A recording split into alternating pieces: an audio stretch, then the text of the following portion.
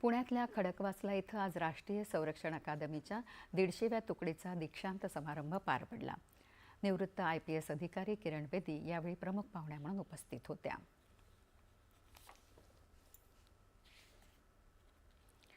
एकूण 350 कॅडेट्सने या तुकडी अंतर्गत प्रशिक्षण पूर्ण केलं. विशेष म्हणजे यावेळी 18 महिला कॅडेट्सची उपस्थिती लक्षवेधी ठरले. किरण बेदी यांच्या हस्ते उत्तीर्ण आणि यशस्वी विद्यार्थ्यांना पदवी तसंच पुरस्कार प्रदान करण्यात आले. प्रत्येक कॅडेट्सने आपल्या अधिकाराबरोबरच जबाबदारीचंही भान राखलं पाहिजे.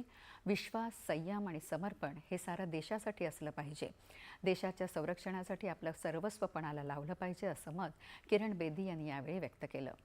कार्यक्रमाला व्हाईस ॲडमिरल अनिल जग्गी, अकादमीचे प्राचार्य विनय दीप आणि deputy commandant air vice marshal Rajesh Verma उपस्थित होते. सिंगापूर खुल्या बॅडमिंटन स्पर्धेच्या पुरुष